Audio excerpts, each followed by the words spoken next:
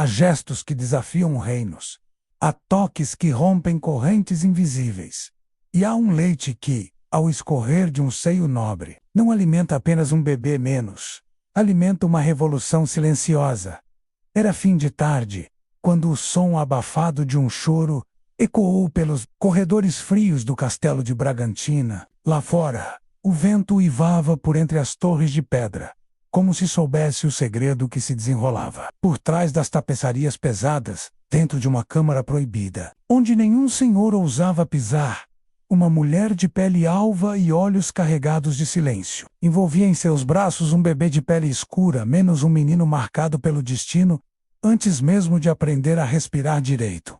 Ela, Lady Constança de Lacerda e Moura Menos, era filha da nobreza mais cruel que Portugal já abrigara. Criada entre seidas, rosários e punições. Constança havia aprendido desde cedo que existiam dois tipos de pessoas no mundo: aquelas que mandavam e aquelas que obedeciam. Mas o choro daquele bebê, deixado para morrer atrás dos estábulos do castelo, abriu nela uma fenda que a fé, os castigos e as tradições jamais conseguiram selar. O pequeno não aceitava mingau, rejeitava água e mel, chorava até perder a força nos pulmões. E ninguém se atrevia a tocá-lo. Ninguém, menos ela. Sem dizer uma palavra, Constança afastou as cortinas do seu leito, trancou a porta por dentro, sentou-se diante do fogo morno e, com mãos trêmulas, desatou o vestido de linho branco até expor o seio. Sua pele clara contrastava com um tom do bebê, que agora pela primeira vez silenciava diante da vida. O menino sugou com fome, como se encontrasse ali, naquele gesto proibido, um pacto não verbal com a sobrevivência. E ao sentir o calor do leite descendo, ela chorou. Chorou porque sabia o que aquilo significava. Naquela época, uma mulher nobre dar de mamar a um bebê escravizado era mais do que inaceitável.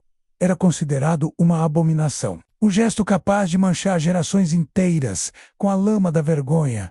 Mas Constança não se importava. Naquele instante, algo dentro dela quebrou.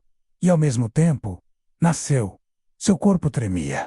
Não de medo, mas de certeza. Ela sabia que não havia mais volta. Na torre mais alta, observando as terras secas ao longe, o conde Dom Helvécio, seu pai, discutia com um capitão do bastião sobre a crescente rebelião entre os escravos das redondezas. Ele não imaginava que, ali mesmo, dentro de seu próprio castelo, se iniciava o verdadeiro levante. O levante da compaixão. Na cozinha as criadas cochichavam. Dizem que a senhora está se afastando das orações. Murmurava uma, outras dizem que ela toca no menino negro. Cochichava outra, arregalando os olhos. Mas ninguém ousava confrontá-la. Ainda, enquanto isso, o pai da criança, menos Ezequiel, permanecia acorrentado nas masmorras, sem saber que seu filho vivia, e que era alimentado pelo próprio seio da nobreza que o chicoteava. O destino do castelo já começava a mudar, pedra por pedra, gesto por gesto, e no coração de Constança, uma pergunta começava a ecoar. Se amar é pecado, então por que meu corpo não treme diante da ira divina, mas sim da ternura de um olhar? Ela sabia que estava cruzando a linha, mas não recuaria. Nem por sua honra, nem por sua vida. Porque, pela primeira vez, ela não se sentia vazia. E o castelo jamais esqueceria-se dias depois. Dom Bartolomeu, o monge confessor da família, menos foi convocado pelo próprio conde. A ele, o conde confiava as decisões mais íntimas e delicadas da casa. Vá até os aposentos de Constança. Veja o que há de estranho nela, e, se necessário, purifique-a com oração ou açoite. Não permitirei que minha linhagem seja manchada por um capricho feminino. O monge subiu as escadas devagar. Conhecia Constança desde o batismo. Sabia que ela nunca fora como as outras. Mais silenciosa, mais observadora, menos devota do que o aceitável. Bateu a porta. Ela abriu. O bebê dormia envolto num xale bordado com as iniciais da casa Moura. Sim, o mesmo xale que fora feito para o herdeiro legítimo que Constança perdera meses antes. O monge Olhou aquilo e gelou. Esse menino, quem é? É só um menino com fome, Dom Bartolomeu. E Deus não faz distinção de cor na boca dos famintos? Você entende o que está fazendo? Isso é sacrilégio. Um ato de guerra contra o sangue dos seus. Constança se levantou devagar, aproximou-se do monge e sussurrou: então, que seja guerra. E fechou a porta na cara dele. O castelo começa a tremer naquela noite. O castelo não dormiu. Criados cochichavam. Soldados estavam inquietos. E o conde já começava a arquitetar algo. Convocou os senhores vizinhos, temendo uma contaminação moral em sua casa. Constança, no entanto, parecia indiferente. Sentava-se ao sol com um menino no colo. O alimentava sob os olhares de horror. E não se explicava a ninguém. Passara a chama-lo do Emanuel, Deus conosco. Aos poucos, algumas criadas mais velhas começaram a simpatizar com a criança. Uma delas, Benedita, certa noite deixou pão e mel perto da porta de Constança. Outra, Beatriz, arriscou trazer ervas para aliviar as cólicas do bebê. Mas o apoio era silencioso, medroso, porque o medo do conde era maior que qualquer laço de empatia. O desespero de Ezequiel.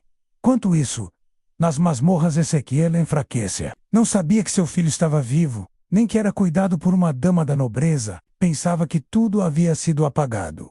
Como sempre fora. O nascimento, a morte da mãe, o descarte do corpo.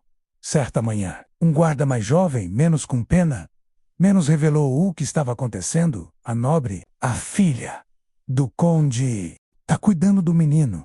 Ezequiel arregalou os olhos. Ele está vivo? Sim.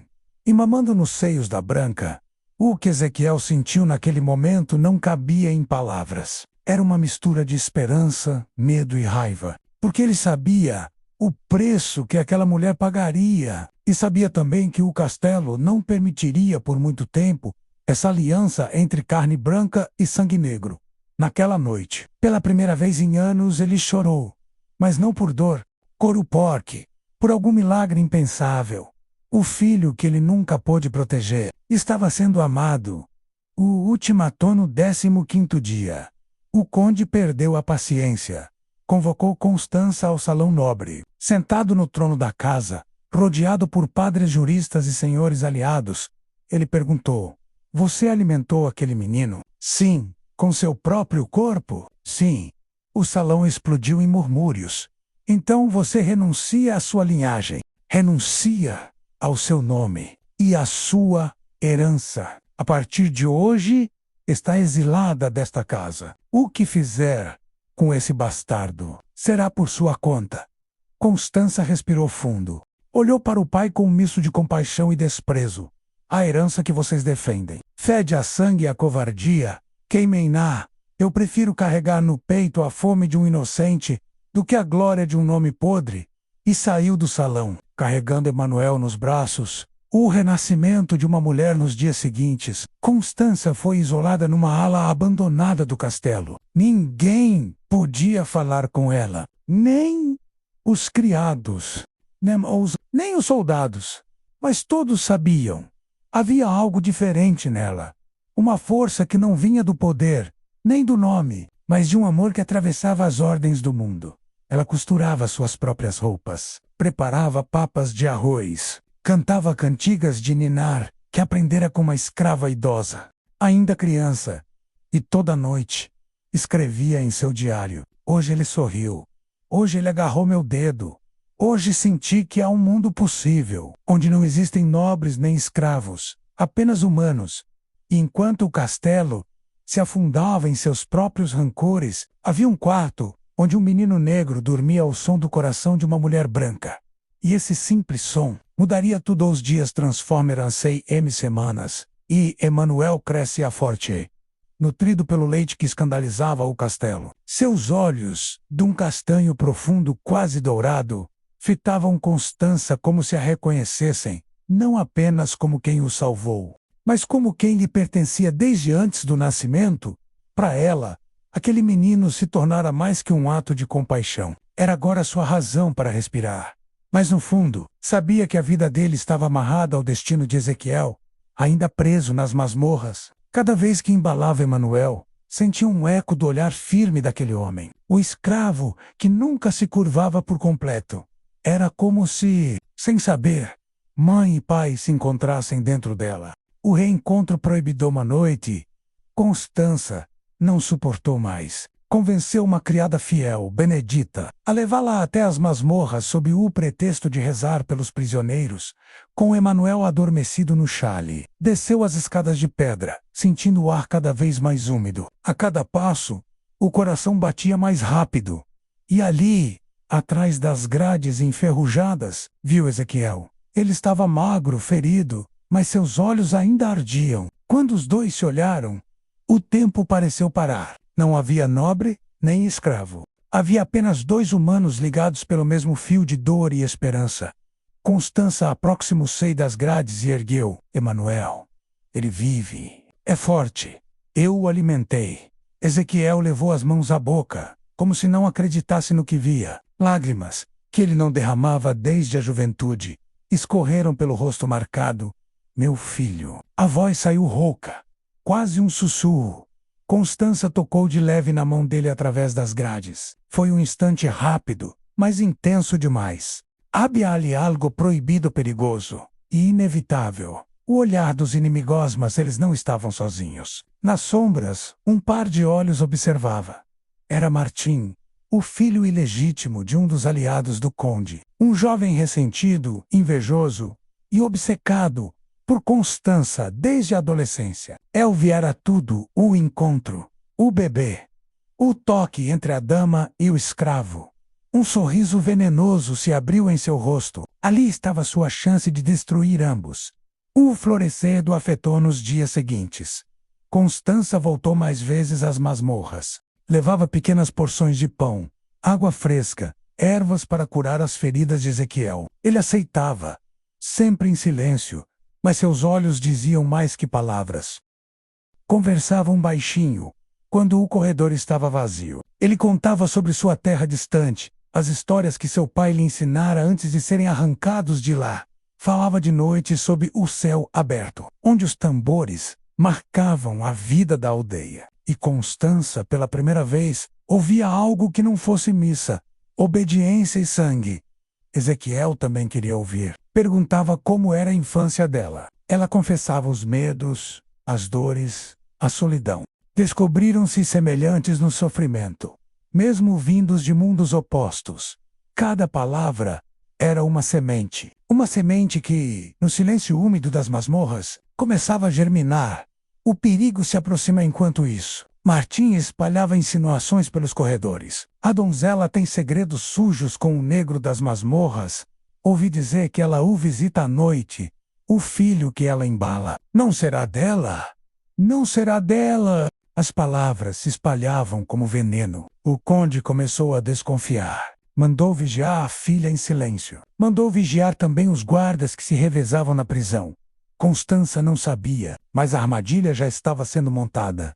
A noite do juramento, certa noite, sozinha com Ezequiel, Constança segurou sua mão entre as grades por mais tempo que o habitual. Os olhos dos dois se encontraram numa intensidade que beirava o insuportável. Prometa-me que viverá, disse ela. Prometa-me que cuidará dele se eu não puder. Ezequiel a olhou fundo. Não como escravo, não como súdito, mas como homem. Eu prometo, e prometo também que, um dia, você e ele serão livres. Nem que eu morra por isso. Constança fechou os olhos, sentiu as lágrimas escorrerem, e pela primeira vez, deixou escapar em voz baixa, eu te amo. Ezequiel não respondeu com palavras, mas o silêncio dele queimava mais do que qualquer confissão. No corredor escuro, um rangido de botas ecoou. Eles não estavam sozinhos. Martim sorria nas sombras. A vida no castelo seguia com sua rotina de açoites, banquetes e orações. Mas para Constança, cada amanhecer era uma batalha silenciosa. Ela acordava antes do nascer do sol, ainda envolta em manto simples, e preparava a primeira mamada de Emanuel. O menino, que crescera magro e frágil, agora engordava. Seus olhos brilhavam, e suas risadas já ecoavam pelos corredores. Para os criados, aquilo era sinal de escândalo. Para Constança, era milagre. Ela já não se importava com as opiniões. Caminhava pelos corredores de cabeça erguida, o beba no colo, desafiando os olhares de desprezo e os cochichos venenosos. E quanto mais a apontavam, mais ela sentia a estranha coragem de que estava, pela primeira vez na vida, fazendo algo certo. Ainda assim, a cada sorriso de Emanuel, ela se lembrava de Ezequiel nas masmorras. Fraco, ferido, mas cheio de dignidade. O coração dela se partia em dois. Metade era a mãe do menino, metade era prisioneira do olhar daquele homem. Segredos nas masmorras. Constança voltou a descer até a prisão diversas vezes.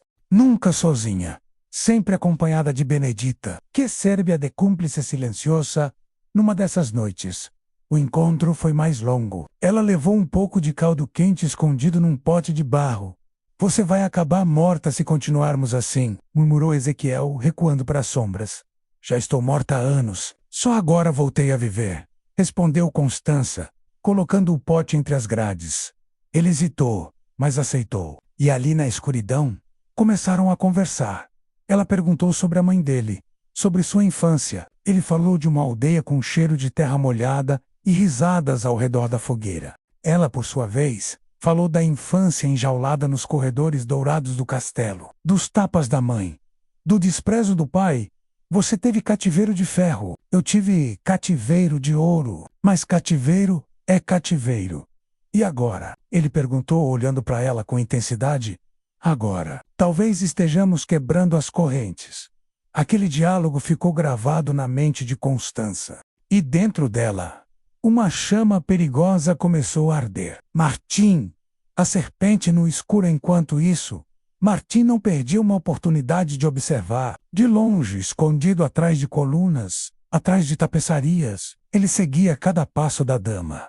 Martim era filho bastardo de um aliado do conde. Cresceu entre dois mundos. O sangue nobre, que nunca lhe abriu as portas, e a rejeição que o transformou em sombra. Desde cedo, fora obcecado por Constança, sonhava possuí-la, não por amor, mas por vingança. Ao descobrir a ligação dela com o escravo, sua obsessão ganhou uma nova arma: a destruição. Certa noite, ele sussurrou a um soldado: guarde bem. A filha do conde desce as masmorras. Vai até o negro.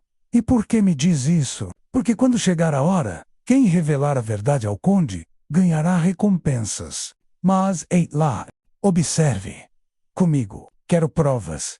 O soldado engoliu seco. Sabia que Martim era venenoso, mas também sabia que suas palavras tinham o peso de uma armadilha pronta para explodir. Entre fé e desejo, Constança, no entanto, também travava uma guerra silenciosa dentro de si. Cada vez que se ajoelhava diante do crucifixo em seu quarto, sentia-se dividida. Sou pecadora, murmurava. Sou mãe de um filho que não é meu. Amo um homem que não posso amar. Mas em seguida, ouvia o choro de Emanuel e lembrava-se dos olhos de Ezequiel. E respondia a si mesma: se amar é pecado, então que o inferno me receba, porque nunca fui tão fiel à vida como agora. No fundo, Constança já sabia.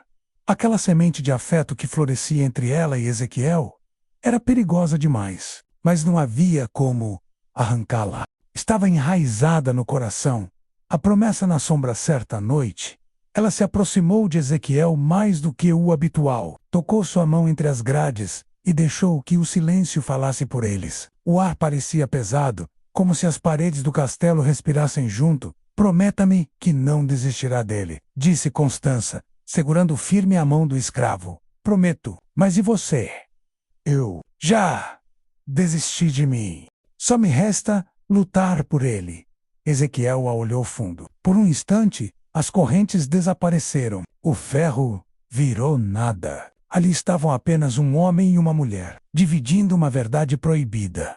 Ele inclinou-se para perto, o rosto próximo demais das grades. A respiração dos dois se confundiu. A chama do candeeiro os iluminava com uma aura quase sagrada.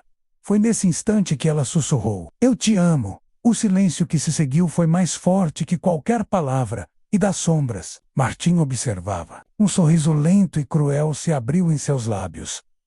Agora ele tinha o que queria no início. Eram apenas sussurros abafados na cozinha, cochichos entre as criadas, enquanto cortavam cebolas ou lavavam o chão de pedra.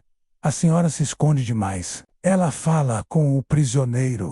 E aquele bebê será mesmo filho de escravo? Ou you are?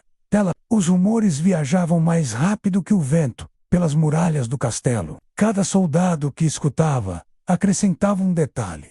Cada criada que murmurava plantava mais veneno.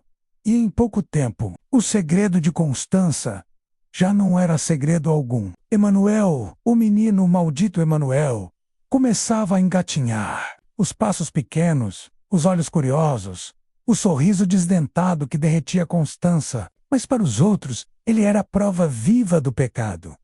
As amas o olhavam com nojo. Alguns soldados faziam o sinal da cruz ao vê-lo passar. Até mesmo o monge Bartolomeu, que ainda guardava silêncio, começou a questionar-se se aquele menino não era o prenúncio da ruína. Constança, porém, não recuava. Seguia alimentando, cuidando e embalando Emanuel, como se o mundo lá fora não existisse. Quanto mais rejeitado ele era pelos outros, mais ela o protegia em seu colo. Mas cada gesto de amor dela era também uma fagulha de ódio nos olhos do castelo. Martim tece sua TI, enquanto os outros apenas falavam. Martim agia, espalhava rumores seletivamente, forma calculada. Falava ao ouvido certo na hora certa. Semeara dúvidas no coração dos guardas, dos padres e até de alguns nobres aliados. Viram ela o visita à noite. Eu mesma a escutei chamar o negro pelo nome. O bebê. Dizem que nem é órfão, mas sim fruto dela com o escravo. Quanto mais absurda a mentira, mais facilmente acreditavam. Afinal, no castelo, era melhor condenar cedo do que correr o risco de ver a honra manchada, e Martim, no fundo, não queria apenas destruir Constança. Ele queria possuí-la. Queria vê-la de joelhos, implorando por piedade, para enfim esmagar o que restava de dignidade nela. Constança e Ezequiel. O amor cresceu, no entanto, entre as sombras úmidas das masmorras. O afeto florescia, não havia carícias explícitas, nem beijos ousados, apenas toques rápidos, olhares demorados, palavras sussurradas que valiam mais do que qualquer juramento. Quando seguro sua mão, esqueço as correntes, dizia Ezequiel. E eu esqueço o peso do meu nome, respondia Constança. Era um amor feito de silêncios, de impossibilidades, de pequenas vitórias roubadas. E cada encontro era também uma despedida disfarçada, pois ambos sabiam que a qualquer instante poderiam ser descobertos. A escuridão escutava uma noite. Enquanto Constança deixava a masmorra, ouviu passos atrás de si. Virou-se, mas não viu nada além do corredor vazio. Não sabia que Martim estava ali, escondido entre colunas, acompanhando cada detalhe. Ele já tinha provas, já tinha visto demais, mas ainda esperava. Esperava o momento perfeito para revelar tudo. O momento em que a queda de Constança seria ainda mais dolorosa. O aviso de Benedita certa madrugada. Benedita entrou apressada no quarto de Constança, minha senhora. As paredes têm ouvidos. Há soldados que já comentam sobre suas idas às masmorras. O conde está inquieto. Logo alguém falará diretamente a ele. Constança sentiu o sangue gelar, mas ao olhar Emanuel dormindo em seu colo, voltou a respirar fundo. Se eu parar agora, ele morrerá. E será esquecido até pelos ossos. Prefiro arriscar tudo do que viver de costas para o que sinto. Benedita baixou os olhos. Resignada, a noite do sussurro. Nessa mesma noite, Constança desceu novamente às masmorras. O corredor estava deserto. Aproximou-se das grades e sussurrou. Eles sabem, Ezequiel. Não sei quanto tempo temos. Ele a encarou em silêncio, os olhos duros, mas cheios de ternura. Então que venha o tempo deles, porque eu não deixarei que tirem você de mim. Nem ele, do alto da escada. Uma sombra se moveu. Martim, com um sorriso torto, escutava cada palavra. E naquele instante, o destino do castelo começou a desmoronar. Emanuel crescia rápido. Os primeiros dentes despontaram entre choros e mordidas em panos improvisados. Constança sorria ao vê-lo dar os primeiros passos vacilantes, tropeçando pelos corredores frios do castelo. Para ela, cada avanço era uma vitória contra a morte, contra o odio, contra o silêncio. Mas para os outros, o menino era uma afronta. Uma criada se recusou a varrer o chão onde ele havia brincado, dizendo que não limparia rastro de maldição. Um soldado, ao vê-lo correr atrás de uma galinha no pátio, cuspiu no chão e murmurou: "Esse moleque é o presságio da queda." Constança fingia não ouvir, mas por dentro, cada palavra era uma faca. Ainda assim, nada a afastava do menino. A noite embalava-o junto ao peito, cantando baixinho canções que lembrava da infância. Ele sorria, agarrando seu vestido com mãozinhas pequenas, e nesse gesto, ela encontrava forças para enfrentar o mundo. O castelo em ebulição as noites tornaram-se inquietas. Soldados faziam rondas mais rígidas, os monges cochichavam sobre pecados escondidos, e o conde, cada vez mais desconfiado, convocava reuniões secretas para discutir a honra da família. Martim, sorrateiro, envenenava cada encontro com insinuações. Emanuel se parece demais com o prisioneiro. Constança desce aos porões mais do que devia. Se isso continuar, logo dirão que a filha do conde prefere o sangue dos escravos ao da própria linhagem os nobres Ryan. Mas as sementes estavam plantadas. Cada frase de Martim era como óleo derramado em brasas menos cedo ou tarde. O fogo explodiria. O coração dividido Constança.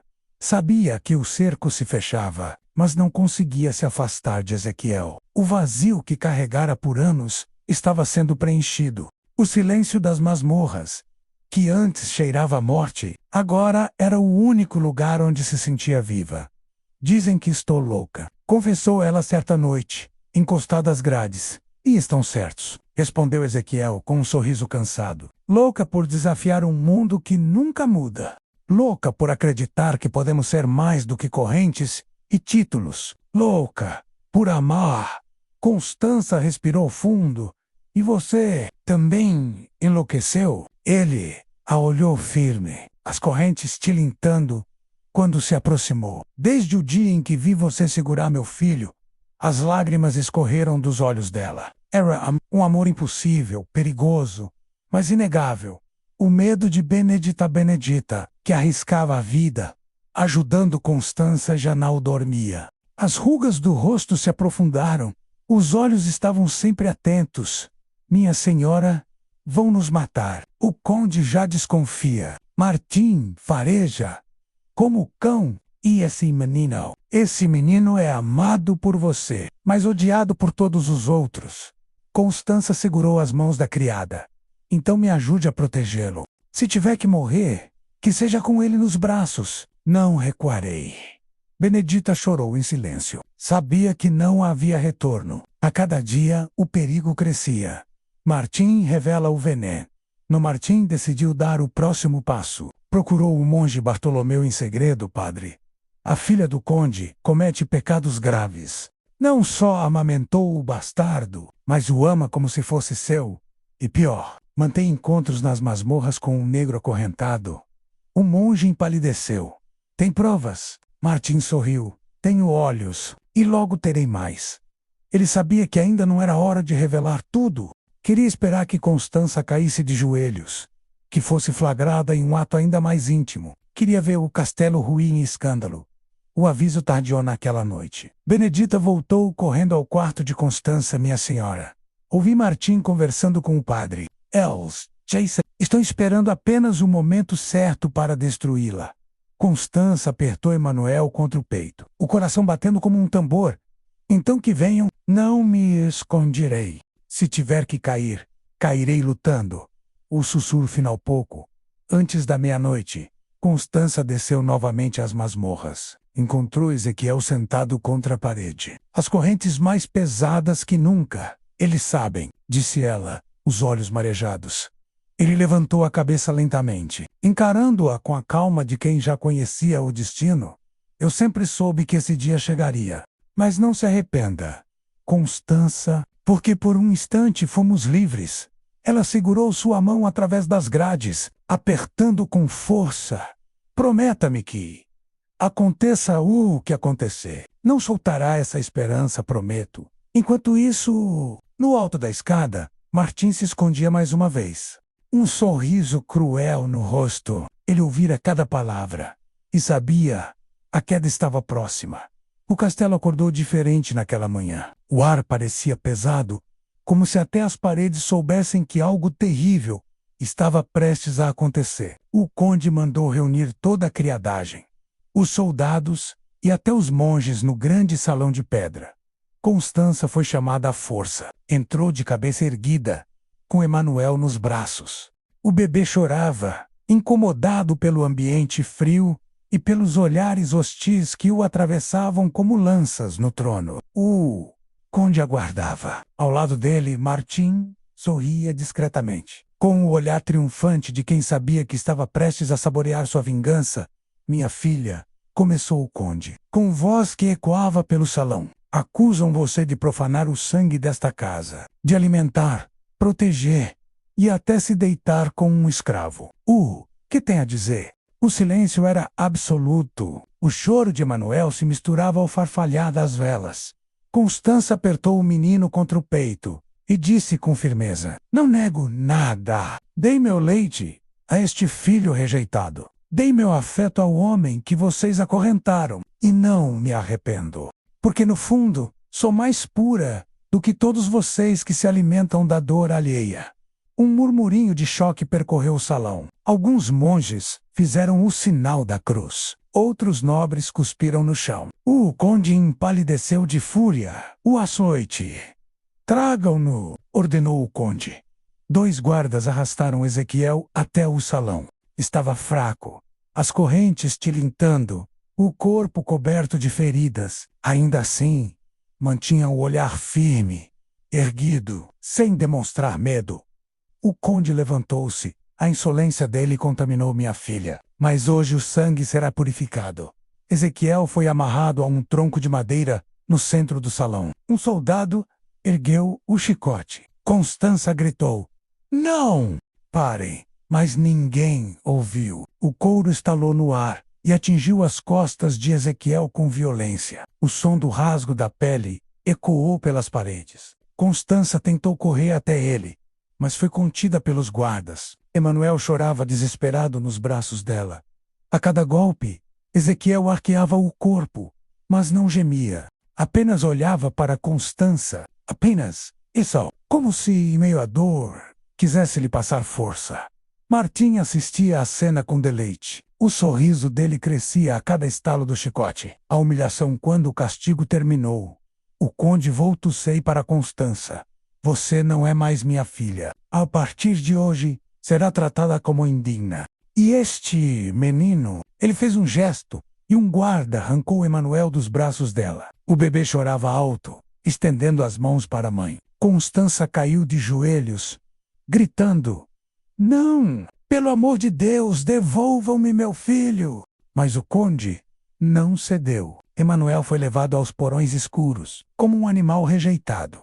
Constança foi arrastada para fora do salão, sob insultos e olhares de desprezo. O povo do castelo cuspia em sua passagem, chamando-a de maldita, sujada pelo sangue dos negros, pecadora sem salvação. Ezequiel, meio inconsciente, ainda conseguiu erguer a cabeça e gritar com voz fraca: Constança, não desista! Essas palavras ecoaram dentro dela como um juramento eterno. O silêncio do castelão nos dias seguintes. O castelo mergulhou em um silêncio pesado. Constança foi isolada numa cela fria, sem o bebê. Emanuel chorava nos porões, cuidado às pressas por criadas que o odiavam. Ezequiel jazia entre a vida e a morte. Suas feridas infeccionadas, Martim, por sua vez, caminhava orgulhoso, convencido de que agora Constança não teria escolha, se não se curvar a ele. Mas o coração dela, algo novo começava a nascer.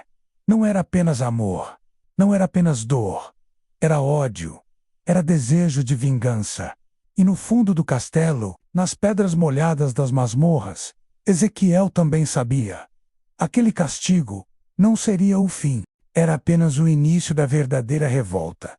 O grande salão estava lotado. Nobres, criados, soldados, monges, todos haviam sido convocados. O conde queria testemunhas. Queria que cada pedra daquele castelo soubesse que a honra da casa de Lasser de Moura seria purificada com sangue e vergonha. Constança entrou empurrada por 2 guardas. Não usava suas roupas finas de seda, mas um vestido simples, amarrotado, escolhido de propósito para acentuar a humilhação. Emanuel chorava em seus braços, assustado pelo barulho e pelos olhares que o seguiam. Martim observava de longe, encostado a uma coluna, os olhos brilhando de satisfação. Ele já havia vencido. O conde ergueu-se de seu trono e deixou que a voz ecoasse pelo salão. Minha filha se perdeu. Maculou o nome de nossa família com atos de impureza. Alimentou com seu próprio corpo um bastardo. E pior, entregou seu coração a um escravo. Mas hoje, diante de Deus e de todos, restauraremos a ordem. A confissão, Constança respirou fundo. Poderia ter negado. Poderia ter implorado. Mas não o fez. É verdade, disse. Sua voz firme. Dei leite ao menino que vocês chamam de maldito. O protegi do abandono. O amei como filho. E amei também o homem que vocês acorrentaram e chicotearam, até quase a morte. Se isso é crime, então que eu seja culpada. Um burburinho percorreu o salão. Nobres fizeram sinais da cruz. Soldados riram com desprezo. Monges sussurravam orações apressadas. O conde cerrou os punhos, vermelho de fúria. Desgraçada, nem sequer tenta negar. Então sofrerá como as adúlteras, como as feiticeiras, como as mulheres que se desviam do caminho dos puros. O açoite de Ezequiel. Tragam-no. Ezequiel foi arrastado pelas correntes. O corpo já dilacerado de sessões anteriores. Mesmo assim, andava ereto, os olhos fixos em Constança. Ela quase desmoronou ao vê-lo. Mas aquele olhar deu-lhe forças. Foi amarrado a um tronco de madeira no centro do salão. O carrasco ergueu o chicote. O primeiro golpe ecoou como um trovão. A pele se abriu em sangue. Emanuel gritou nos braços da mãe, como se sentisse a dor do pai. Constança tentou correr até ele, mas os guardas a seguraram. Parem! Parem! Pelo amor de Deus! Chorando, mas os golpes continuaram. 10, 20, 30. Cada estalo do couro arrancava a carne e deixava o silêncio mais pesado. Ezequiel, apesar da dor, não gritou. Apenas mantinha os olhos fixos em Constança. Era como se dissesse: resista. Martim observava com prazer cruel. Quanto mais sangue escorria, mais seu sorriso se alargava. A separação quando o castigo terminou. Ezequiel estava quase inconsciente. Seu corpo pendia, sustentado apenas pelas cordas. O conde fez um gesto de desprezo e mandou levá-lo de volta às masmorras, sem tratamento. Depois voltou-se para Constança. Você não é mais minha filha. Desde hoje, tá morta para mim. Seu nome será riscado da linhagem. E este menino, apontou para o Emanuel, será lançado aos porões, para que aprenda desde cedo a comer poeira. Talvez assim lembre seu lugar. Constança gritou. Agarrou o filho com força, mas um dos guardas o arrancou de seus braços. O bebê esticava as mãozinhas chorando desesperado. Constança caiu de joelhos, as unhas arranhando o chão de pedra. Não, não! Pelo amor que ainda resta em ti, pai, devolve-me meu filho. Mas o conde desviou o rosto, frio como mármore. Emanuel foi levado embora, e o choro dele ecoou pelos corredores como um lamento de morte. A humilhação pública a Constança foi arrastada pelo salão diante de todos. Recebeu cuspidas, insultos, até restos de comida jogados contra ela. Chamavam-na de prostituta de escravo, amaldiçoada, traidora do sangue. Algumas mulheres tapavam os olhos das filhas, para que não presenciassem tamanho escândalo. Outras, porém, olhavam com inveja secreta da coragem que Constança tivera menos, embora jamais admitissem. O conde a jogou numa cela fria. Ali, ficou apenas com as próprias lágrimas e a lembrança do filho arrancado de seus braços. O silêncio do castelo mergulhou num silêncio pesado após o espetáculo, mas era um silêncio cheio de veneno. Os criados murmuravam. Os soldados zombavam, e os monges rezavam orações mais longas que nunca. Ezequiel agonizava nas masmorras, febril, mas ainda consciente. Em cada delírio, repetia o nome de Constança e Emanuel.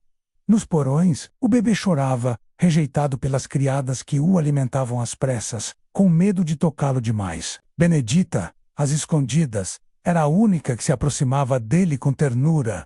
E Martim, agora mais ousado, circulava pelo castelo como se fosse dono de tudo. Tinha certeza de que Constança acabaria cedendo a ele. Se não por vontade, por desespero. O nascimento do ódio, mas Constança, sozinha na cela, não pensava em se render. Deitada no chão frio, com os olhos vermelhos de tanto chorar, ela murmurava para si mesma: arrancaram-me tudo, mas não arrancarão minha alma, nem o amor que tenho por eles. E então, pela primeira vez em sua vida, sentiu ódio. Não apenas tristeza, não apenas dor, ódio, um ódio que queimava como brasa em seu peito. Não era mais apenas a dama delicada do castelo, era uma mulher ferida, humilhada e prestes a se transformar. E no fundo do coração, ela sabia que aquele castelo ainda iria tremer. O tempo é o maior inimigo e, ao mesmo tempo, o maior cúmplice.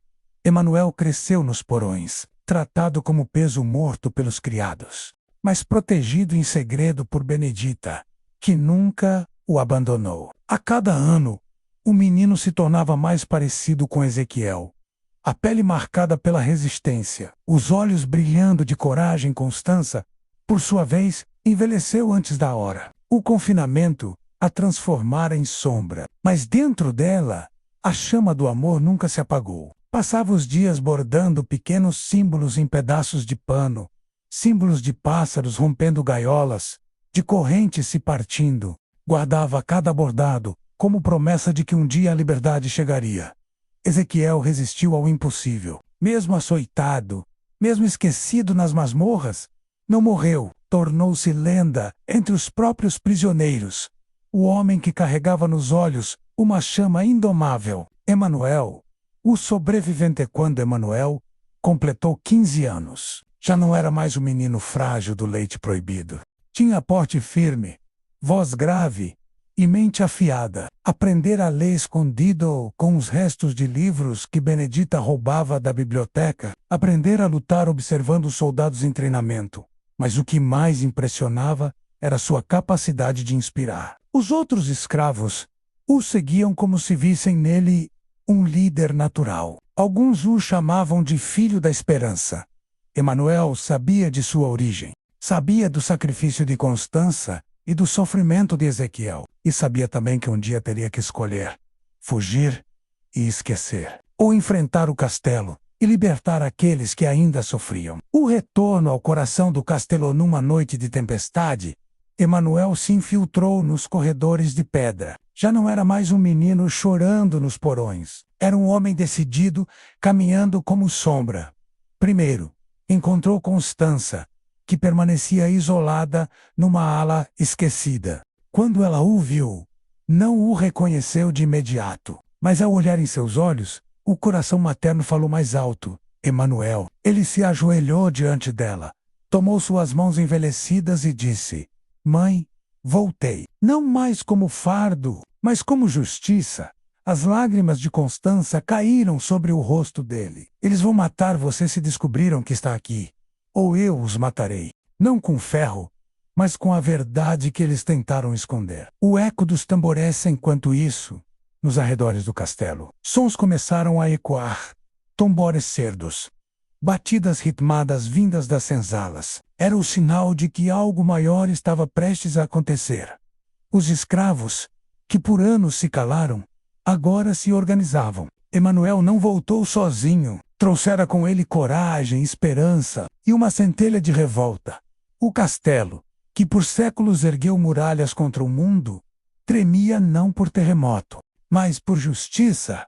O confronto com Martim foi o primeiro a confrontá-lo. Encontrou Emanuel nos corredores, erguendo uma tocha, o olhar cheio de ódio. Então o bastardo cresceu. Devia ter sido esmagado no berço. Emanuel o encarou, sem recuar. Devia ter sido homem, em vez de sombra. Martim avançou com a lâmina. Emanuel desviou. Agarrou-lhe o braço e o jogou contra a parede. A luta foi curta. O ódio de Martim não resistiu à força de quem carregava gerações de dor. Ao cair, ferido, Martim ainda cuspiu sangue e murmurou: "Você nunca será senhor." Emanuel respondeu: "Firme, eu não quero ser senhor. Quero destruir os tronos que sustentam homens como você." O castelo em chamas, a revolta se espalhou. Os portões foram abertos por dentro. Escravos invadiram os corredores, não com armas de ferro, mas com ferramentas de trabalho transformadas em lanças. O fogo começou nos celeiros e logo alcançou as muralhas.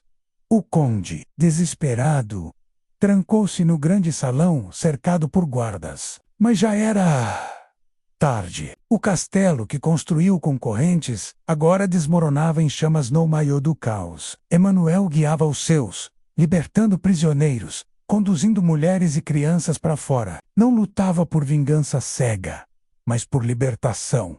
Constança, amparada por Benedita, assistia à cena com lágrimas de orgulho.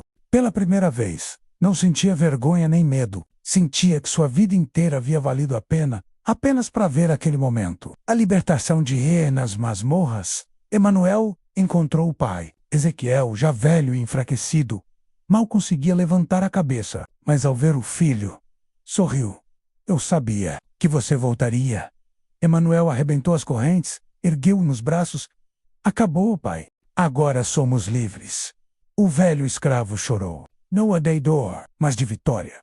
16 invernos haviam se passado desde o dia em que Constança perdeu Emanuel nos braços do conde. Para ela, cada ano foi uma eternidade dentro da ala esquecida, onde vivia como morta-viva. Seu rosto já não era o da donzela que ousara desafiar um castelo. Estava mais pálido, marcado por rugas. Mas seus olhos ainda guardavam a mesma chama, menos talvez mais discreta, talvez mais cansada, mas jamais apagada. Ela vivia com lembranças. O choro arrancado de Emanuel, os açoites que dilaceraram Ezequiel, as noites frias em que se agarrava ao próprio peito vazio, sentindo ainda o fantasma do leite que alimentara a criança rejeitada. E enquanto ela definhava em silêncio, Emanuel crescia nas sombras. O menino que virou o mesmo porões não o destruíram. Pelo contrário, forjaram nele a dureza do ferro. Emanuel aprendeu cedo a calar o choro, a suportar a fome, a enfrentar o desprezo. Os soldados cuspiam nele, chamavam-no de maldito, mas ele nunca abaixava a cabeça. Benedita, a fiel criada, arriscava-se para ensiná-lo a ler com pedaços de pergaminho roubados. Quando não havia mais palavras, contava-lhe histórias de reis e rainhas que caíam, de escravos que se libertavam, de mães que nunca abandonavam os filhos. Emanuel absorvia tudo em silêncio. Cada palavra, cada golpe, cada humilhação. Até que aos 15 anos, já não era apenas um sobrevivente. Era um líder em silêncio, capaz de inspirar até os que haviam perdido toda a esperança. O chamado da revoltana senzalas. Murmurava-se sobre o filho da esperança. Alguns diziam que era protegido por Deus. Outros, que carregava no sangue a coragem da mãe e a resistência do pai. Emanuel escutava tudo sem se vangloriar. Mas dentro dele crescia uma certeza. Sua vida não lhe pertencia apenas, pertencia a todos que ainda sofriam sob as correntes do castelo. Certa noite, reuniu os mais velhos. O luar iluminava os rostos marcados de dor. Esperamos demais. Sofremos demais. Hoje não pedimos liberdade. Hoje a tomamos. E o som dos tambores começou. A tempestade, o céu se encheu de trovões naquela noite. A chuva caía forte, mas os tambores ecoavam mais alto que o próprio relâmpago. O castelo, outrora símbolo de ordem, começava a tremer por dentro. Emanuel liderava o avanço, não com espadas, mas com ferramentas de trabalho. Foices, pás, correntes arrancadas. O fogo começou nos estábulos. Espalhou-se pelos celeiros e, em minutos, as muralhas estavam iluminadas em chamas. O conde, já velho e mais endurecido que nunca, gritou do alto da varanda: "Apaguem esse fogo! Matem-nos! como ratos. Mas seus soldados, cansados de anos de crueldade, já não lutavam com a mesma obediência. Alguns recuaram, outros baixaram as armas. O medo havia mudado de lado. O rei encontrou no meio do caos. Emanuel invadiu a ala esquecida. Encontrou Constança sentada diante da lareira apagada, bordando pássaros que nunca voariam.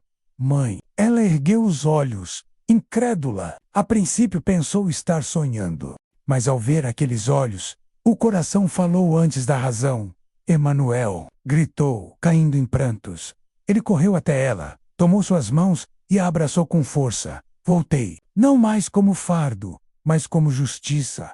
Constança chorava, beijando-lhe o rosto, como se quisesse recuperar em minutos todos os anos perdidos.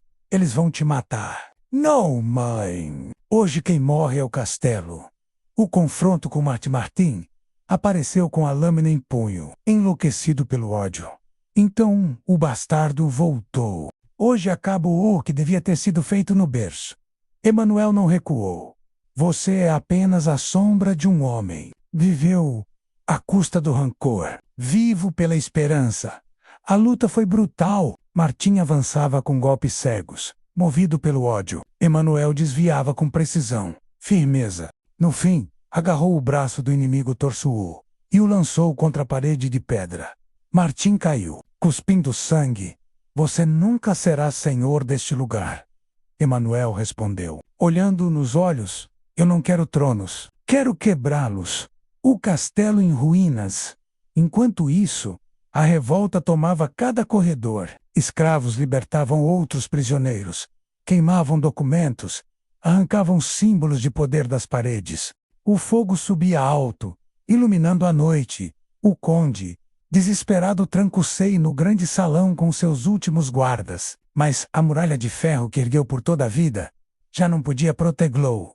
Do lado de fora, o rugido do povo ecoava. Era o som de séculos de dor finalmente transformados em vingança. A libertação de Ezequiel Emanuel, guiado por Constança, correu às masmorras. Encontrou o pai deitado, envelhecido, quase sem forças. Pai. Ezequiel abriu os olhos, e um sorriso cansado iluminou-lhe o rosto. Eu sabia que voltaria. Emanuel arrebentou as correntes, ergueu-o nos braços. Acabou. Agora somos livres. O velho escravo chorou, não de dor, mas de vitória. Constança arrojou-se ao lado deles, segurando as mãos dos dois. Era como se, naquele instante, todo o sofrimento tivesse valido apenas para que essa cena existisse. Mãe, pai e filho, finalmente unidos. O rugido final lá fora. O castelo ardia, as muralhas tremiam, os gritos ecoavam. A dinastia dos senhores se despedaçava diante de seus próprios olhos. E Emanuel, de pé entre o fogo e as sombras, ergueu a voz: hoje não somos escravos, hoje somos donos de nós mesmos. E o rugido da multidão respondeu como trovão. Naquela noite, o castelo caiu, não por guerra de exércitos, mas por justiça de corações. E o destino, finalmente, começava a se reescrever quando as chamas finalmente se apagaram. O castelo já não era castelo, era ruína, pedras negras, tapeçarias queimadas, o cheiro de ferro e sangue misturado ao de madeira queimada. O conde, outrora temido, estava morto. Encontraram-no caído no salão, cercado de brasas e cinzas. Martim, ferido, desapareceu nas sombras. E o povo, antes curvado, caminhava ereto pela primeira vez. Constança, exausta, caminhava pelos corredores destruídos, ao lado de Emanuel e Ezequiel. Seus olhos estavam vermelhos, mas não de dor, eram de libertação. Acabou, murmurou, passando a mão sobre uma pedra enegrecida. O castelo que nos prendeu, agora é apenas pó. O reencontro. Emanuel ajudou o pai a sentar-se. Ezequiel respirava com dificuldade, mas ainda tinha forças para sorrir. Eu vivi para ver isto. Vivi para ver meu filho livre. E para ver que o amor de uma mulher foi mais forte que todas as correntes. Constança segurou-lhe a mão, chorando. Não fui eu, foi o amor que nasceu de você e dele. Foi a coragem que me fez escolher o que era certo. Mesmo quando todos diziam que era pecado, Emanuel apertou as mãos dos dois. Vocês me deram vida 2 vezes, primeiro com o leite, depois com a esperança. O que farei agora será para honrar vocês, a revelação do sangue antes de morrer. Benedita revelou a verdade que guardara em silêncio durante anos. Reuniu Constança e Emanuel e disse: este castelo tentou apagar a verdade. Emanuel, teu verdadeiro pai não foi apenas vítima. Teu sangue é dele. Constança chorou ao ouvir. Ela sempre soubera, no fundo do coração, que o elo entre os 2 homens era mais do que destino. Era sangue. Emanuel, emocionado, abraçou o pai com força. Então não sou apenas fruto da dor, sou fruto do amor proibido que vocês tiveram coragem de viver. Ezequiel, com lágrimas nos olhos, apenas respondeu: você é a prova de que nosso amor nunca foi em vão. A escolha de Emanuel, os sobreviventes, se reuniram no pátio em ruínas, esperando uma liderança. Olhavam para Emanuel como se fosse um rei improvável. Mas ele ergueu as mãos e falou alto: não quero ser senhor. Não quero tronos, nem correntes, nem castelos. Hoje somos livres para decidir. Quem quiser, que parta. Quem quiser, que fique. Mas ninguém mais será dono de ninguém. As palavras ecoaram como decreto sagrado. A multidão respondeu com lágrimas, abraços e gritos de liberdade. O último suspirou dias depois. Ezequiel adoeceu. O corpo já não resistia. Constança e Emanuel ficaram ao seu lado até o fim. Não chorem, disse ele com voz fraca. Eu parto em paz, porque sei que o mundo será diferente por causa de vocês. Eu morri como escravo 1000 vezes, mas hoje morro como homem livre. E segurando as mãos de Constança e Emanuel, fechou os olhos para sempre. O legado Constança erguei ao lado do filho. Não era mais a donzela submissa. Era agora uma mulher que havia desafiado o império inteiro. Emanuel, por sua vez, partiu com os libertos para fundar um novo vilarejo longe das ruínas. Levava consigo não apenas a memória do pai, mas também a força do gesto que mudara tudo. O leite proibido, que o salvara da morte. A lição eterna anos depois. Constança escreveu suas últimas palavras em um diário. Disseram que alimentar um filho de escravo era pecado. Mas se pecado é dar vida, que todos pequem como eu. Porque naquele dia, quando ofereci meu seio, não salvei apenas uma criança, salvei a mim mesma. E o mundo nunca mais foi o mesmo, quando o sol nasceu depois da noite de fogo. O castelo de Bragantina já não era mais símbolo de poder. As torres estavam negras, as tapeçarias reduzidas a cinzas, e o pátio que antes abrigava banquetes agora cheirava a fumaça e sangue. Os sobreviventes caminhavam entre os destroços com passos lentos. Alguns riam, pela primeira vez em anos. Outros apenas choravam, incapazes de acreditar que estavam livres. Constança estava no meio deles, exausta, mas ereta. Pela primeira vez em décadas, respirava sem correntes no coração. Emanuel e amporava, e juntos caminhavam como mãe e filho, diante do que restava de um mundo morto. A queda do conde. O corpo do conde foi encontrado no grande salão, caído entre brasas e entulhos. Não havia majestade nele, apenas a imagem patética de um homem que passou a vida construindo muralhas e morreu soterrado por elas. Alguns escravos queriam arrastar seu cadáver e queimá-lo como mas Emanuel ergueu a voz. Não, deixem-no aqui, entre as pedras que amava mais do que a própria filha. Este castelo é sua sepultura. E assim foi feito. O nome do conde morreu, junto com suas muralhas. O destino de Martin Martin, ferido, rastejou para fora do castelo durante a noite. Tentou fugir pelas colinas, mas foi capturado por libertos que o reconheceram. Levaram-no até o pátio, diante de Emanuel e Constança. O jovem, ainda arrogante mesmo à beira da morte, cuspiu no chão e murmurou: vocês acham que venceram? O sangue nunca se mistura. Bastardos sempre serão bastardos. Constança se aproximou dele, os olhos duros como nunca. Você passou a vida tentando destruir o que não compreendia. Mas olha ao redor, Martim. Você é o único sozinho. O verdadeiro bastardo é quem vive sem amor. Emanuel não ordenou sua morte. Disse apenas: deixem-no viver com o peso da derrota. Para ele, a vida será prisão maior que qualquer corrente, e Martim foi expulso, banido, condenado a vagar, sem nome nem honra. A revelação de Benedita poucos dias depois. Benedita, já enfraquecida pela idade, chamou Constância e Emanuel. Carregava um segredo guardado no peito por anos. Chegou a hora de dizer a verdade. Emanuel, teu sangue é de Ezequiel. Ele não foi apenas teu protetor, foi teu pai de verdade. Constância cobriu a boca, as lágrimas escorrendo. No fundo, sempre pressentira, mas ouvir da boca de Benedita era como receber uma bênção. Emanuel abraçou a velha criada com força. Obrigado. Você me deu mais que leite e pão. Deu-me a verdade. Benedita morreu naquela mesma noite, em paz, sabendo que seu segredo finalmente libertara uma alma. A última jornada de Ezequiel não resistiu por muito tempo. Seu corpo, marcado por décadas de correntes, não suportava a liberdade recém-conquistada. Deitado numa cama improvisada, cercado por Constância e Emanuel, falou com voz fraca, mas clara: eu não temo a morte. Temo apenas que o mundo volte a se esquecer. Mas olhando para vocês, sei que não vai acontecer. O amor que nos uniu não pode ser apagado.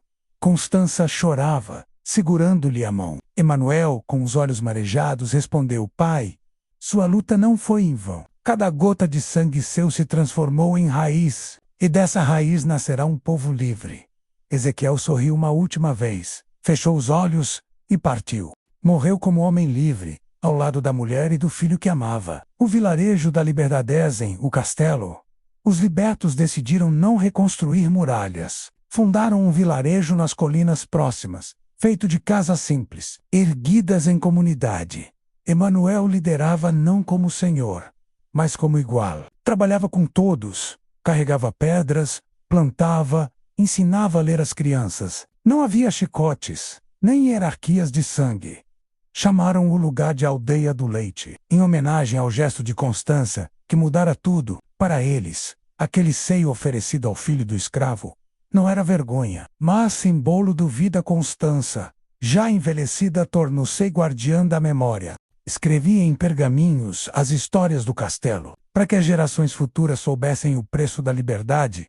A última lição de Constância antes de morrer. Deixou um diário com suas últimas palavras. Um dia disseram que eu havia pecado por alimentar um filho de escravo.